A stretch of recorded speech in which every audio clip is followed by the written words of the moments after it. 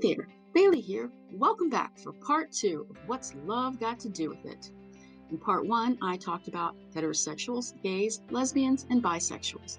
Now I'm going to pick up where I left off with the transsexuals. While the other items on the LGBTQIA list that have been discussed so far have dealt with sexual attraction toward other people, this next item deals with the way individuals view themselves sexually, specifically viewing themselves as members of the opposite sex. Historically, what is currently referred to as transsexual or transgender has been rare. Individuals who viewed themselves as members of the opposite sex made up a small fraction of a percentage of the human population. The technical term for this condition is gender dysphoria, which is a subset of the broader category of psychological disorder known as body dysmorphia, in which afflicted individuals may be obsessed with any of their physical features that they perceive as flawed, whether anyone else does or not. Paraphilia is a psychological condition in which an individual is sexually aroused by things that, for most people, would not be sexually arousing, such as objects or places. It is not uncommon for gender dysphoria in males to be associated with a subcategory of paraphilia known as autogynephilia, in which the man is sexually aroused by the thought of himself as a woman. Although less common, females with gender dysphoria may be sexually aroused by viewing themselves as male. This is known as autoandrophilia. Whether gender dysphoria involves a paraphilia or not, the condition in its various forms results from a complex combination of genetic and environmental factors. Currently, cases of gender dysphoria among children and young adults are on the rise due to what appears to be exclusively environmental factors. Trans has become trendy, and vulnerable individuals with other mental health issues, such as homosexuality or even autism, are being convinced that their psychological problems are the result of being born in the wrong body. And it's not just the media and the entertainment industry that is influencing them. It is their teachers, and in some cases, even their parents. Many of these influencers being narcissistic and possibly psychopathic themselves. And if that weren't bad enough, medical doctors and psychologists who should be providing the voice of reason to counteract this delusional insanity are actively promoting it. Whether someone genuinely has gender dysphoria or they have been brainwashed into thinking that they do, pumping them full of cross-sex hormones and surgically mutilating their bodies is barbaric quackery. People with mental health problems relating to self-concept do not need to be chemically or surgically altered to conform to their delusions. They need love, understanding, and mental health counseling structured to help them come to terms with reality. Most children who feel that they are supposed to be the opposite sex no longer feel that way by the time they reach adulthood.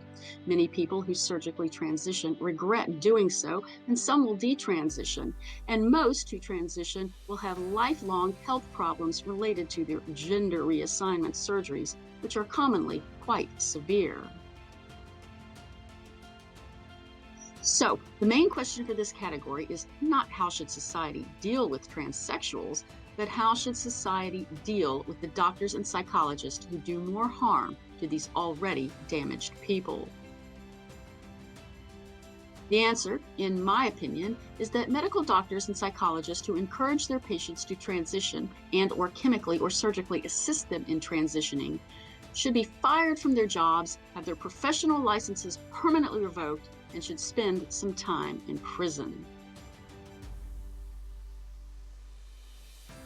Now, before moving on to the next item on the LGBTQIA list, I want to discuss a relevant subsegment of this one.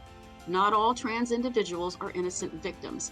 Some trans people are much like extreme versions of bisexuals who exhibit psychopathic tendencies. Let's refer back to our list of psychopathic tendencies from part 1. Disregard for laws, rules, or social norms, dishonesty, deceitfulness, and manipulation, impulsivity and risk-taking behavior, disregard for personal safety or the safety of others, hostility, aggression, and irritability, boredom, and general discontent. and substance abuse and dependency. Now, let's consider traits common to many transsexuals who chose to transition in adulthood. Anyone who wishes to experience life as a member of the opposite sex is likely to have developed some boredom and discontent with their current sexual identity, as well as disregard for social norms. Being willing to introduce cross sex hormones into one's own body and to subject oneself to drastic surgical alterations demonstrates risk taking behavior and a disregard for personal safety.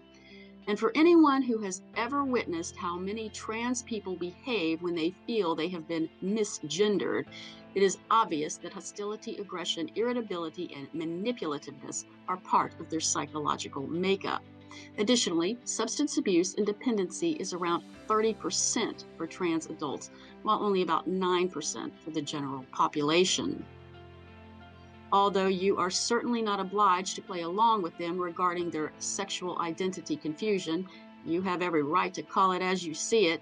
Do be aware that acknowledging them as being of the sex that they truly are is likely to ignite not just anger, but fury.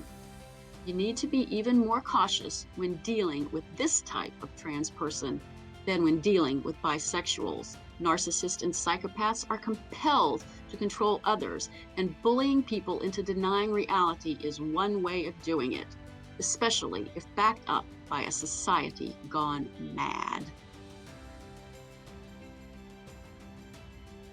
Moving on to the queers. What exactly does it mean to be queer? Well, once upon a time, it simply meant strange or odd. Then, queer went through a phase where it identified as a synonym for homosexual or gay. But as the rainbow of sexual identities has expanded, queer has become a catch-all term for anyone who identifies as something other than a non-kinky heterosexual. A queer could be any of the non-heterosexual identities that have been discussed so far, as well as pansexual, omnisexual, furry, Therian, or even a closeted heterosexual. Now, for anyone who may be in a state of confusion as to what these newly introduced categories are, I'll briefly try to make as much sense of them as possible. Pansexuals and omnisexuals are individuals who are attracted to all genders. How is that any different from being bisexual? Well, from the perspective of most people, it wouldn't be any different at all. But to the Rainbow Coalition, sex and gender are separate things, and gender is drawn out into a spectrum to include more than just males and females. While there are only two sexes, male and female, gender will include an infinite number of shades of maleness and femaleness between the two extremes, as well as extending beyond male and female to include genderless and possibly other sexual identities as well. The next question is, obviously, how do pansexuals and omnisexuals differ from each other? The difference is subtle, but pansexuals are gender blind, whereas omnisexuals recognize gender. Before moving on to the furries and the Therians, I should probably mention that the BDSM folks who represent the sexual sadomasochist may be considered as queer too, and they may be heterosexual, homosexual, bisexual, or whatever. Moving on to the furries. Furries are people who are fans of anthropomorphic animals and often dress up as anthropomorphic animals themselves. Being a furry in and of itself is not a sexual identity. However, there is a subset of furries who engage in sexual activity with each other while in costume. Therians differ from furries in that the Therians aren't just LARPing. They operate under the delusion that they are a non-human animal, or at least partly so, and they are not to be confused with other kin who identify as mythical or fantasy-based creatures. And naturally, if a person thinks they are a different species, the delusion is likely to spill over into their sex life. The final group within the queer category that I would like to briefly mention is the group of the closeted heterosexuals. I know this sounds odd, But nowadays, heterosexuality just seems so dull, boring, antiquated, and uncool that some heterosexuals just don't want to admit that that's what they are. While I can't guarantee that I addressed all of the versions of queer, I think I commented on all of the main ones. It's time to move on to the intersexed category.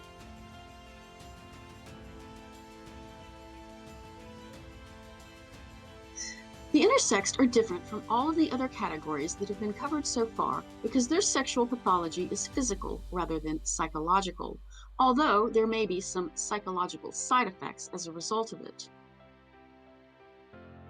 As I pointed out when I touched on this subject in the premiere episode, these conditions tend to result from chromosomal abnormalities involving the sex chromosomes, with Klinefelter syndrome being the most notable, a situation in which a male who normally has one X chromosome and one Y chromosome ends up with an extra X chromosome.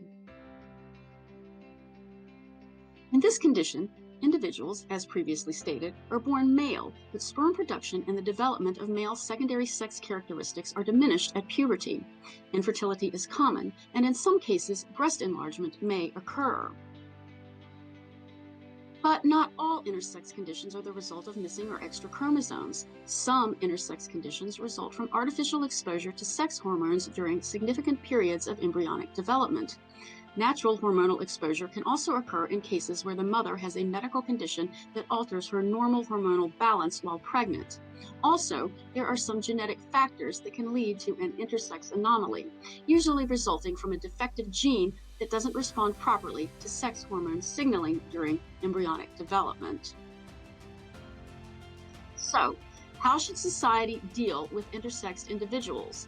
First, it is important for everyone to understand that intersexed and transgender are not the same thing and should not be dealt with in the same way. As previously stated, transgenderism is a psychiatric condition and should be handled in a psychiatric way, not a hormonal and/or surgical way. However, an intersex anomaly is a medical condition with anatomical and hormonal aspects. Therefore, it may require hormone therapy and possibly surgery as well. While still being rare, historically, intersex anomalies have been more common than gender dysphoria, 1 to 2% of the population. However, with the rise in the environmental conditions conducive to gender dysphoria, intersex individuals are now less common than transgender individuals. Since many, but not all, intersex anomalies are detectable at birth, how should an infant born with such a condition be dealt with? Historically, the parents of the infant, with the guidance of their pediatrician, would make a decision about what sex the child should be raised as based on the predominant external sexual anatomy. However, it has not been uncommon for intersex individuals whose parents made their gender decisions for them when they were infants to conclude, later in their lives, that the wrong decision had been made. Therefore, some may argue that in the case of intersex cases only, it would be better to give the child a gender-neutral name and wait and see which sex he or she identifies as.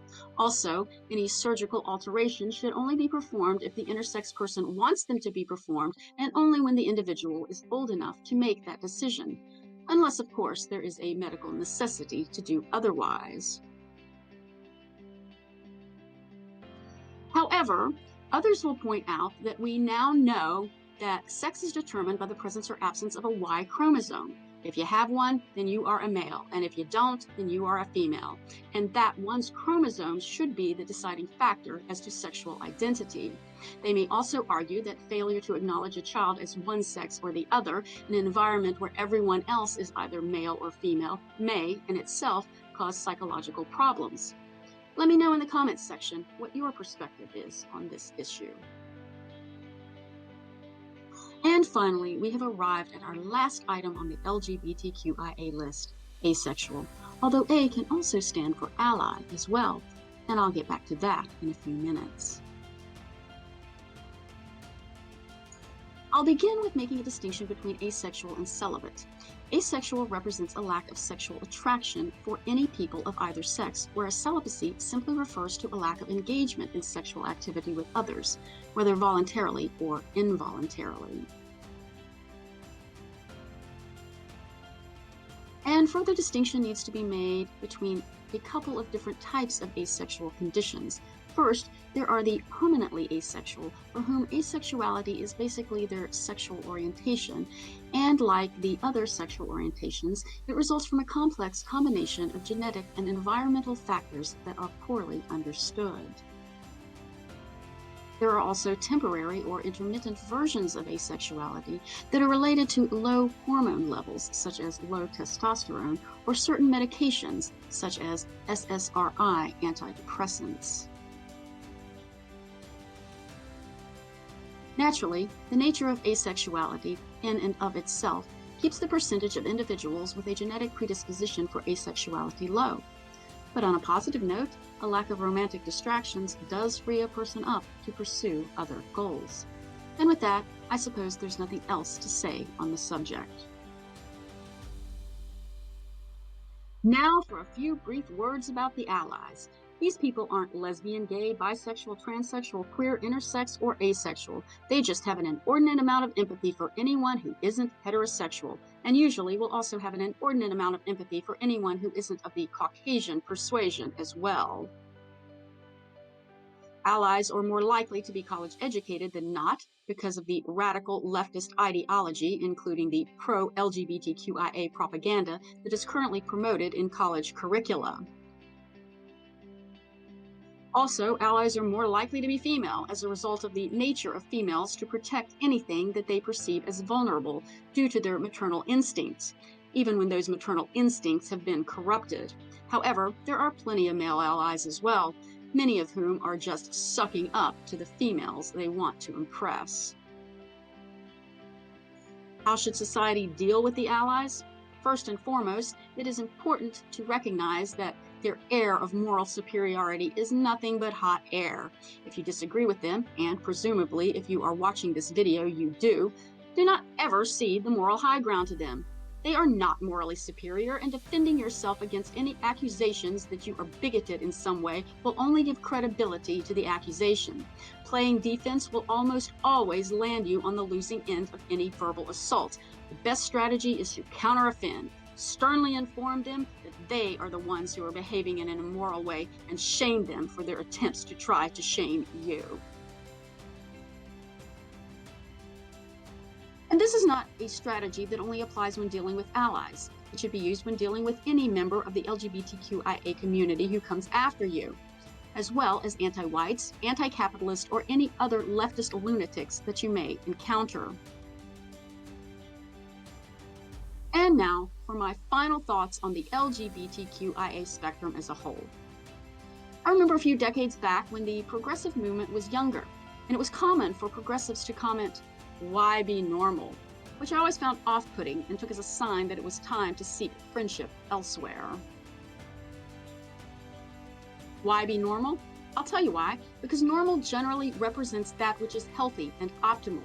That's how it became normal in the first place. And pretty much everyone knows this deep down, even if they pretend otherwise on the surface. Even if you flippantly remark, "Why be normal?" when talking to your oddball friends, you're going to hope that you're normal when the doctor walks into the exam room with your lab results. But I've always tried to give the why be normals the benefit of the doubt and assume that they are just getting normal confused with average. While everyone should want to be normal, it's perfectly normal to want to be above average, at least in some way, so as to have an edge over the competition. Of course, that was then and this is now, and why be normal has evolved into what is clearly abnormal being classified as just an alternate version of normal. And then from time to time, I've encountered someone who seemed to get normal and natural mixed up. Natural meaning devoid of human influence. It is entirely possible for something to be natural and yet not normal, such as homosexuality or intersex anomaly, which were discussed earlier. Both of these conditions may occur naturally, however, neither of them is normal. Of course, It is understandable how people, especially young people who get a great deal of their information from the internet, may be confused regarding the definitions of these words. Society, including the medical and general scientific communities, have become more interested in making sure that no one's feelings are hurt than they are in conveying accurate knowledge. But unlike many other people who have biology and or medical degrees, I'm not going to walk on eggshells or sugarcoat anything. Heterosexuality is normal, and it is the only sexual orientation that is normal. I have never attended a pride parade, waved a rainbow flag, dyed my hair some rainbow color, or worn any LGBTQIA supportive clothing, nor will I ever, because I feel that the glamorization and glorification of psychosexual pathology is inappropriate.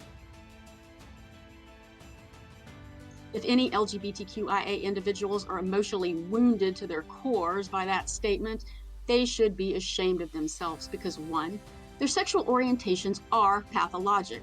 2, as I pointed out in part 1, no one is perfect. We all have things that are wrong with us, and they are not exceptions. And furthermore, they should be grateful that their pathologies aren't of a more serious nature than they are. And 3, if they viewed their sexual orientations as just one of the many characteristics making up the multifaceted individuals that they are, as they should, instead of wrapping their entire identities up in them, they would be more capable of accepting reality. In response to the statement, love is love, in the words of the late great Tina Turner, I ask, what's love got to do with it? And the answer is nothing. Absolutely nothing. And the follow-up question is, what's narcissism got to do with it? And the answer to which is pretty much everything. And yes, at some point I will be doing a follow-up series with the second question as the title. And that's all for now. If you go ahead and subscribe and click the notification button, you will be notified as soon as the next video is available. In the meantime, just keep being awesome and doing the next right thing.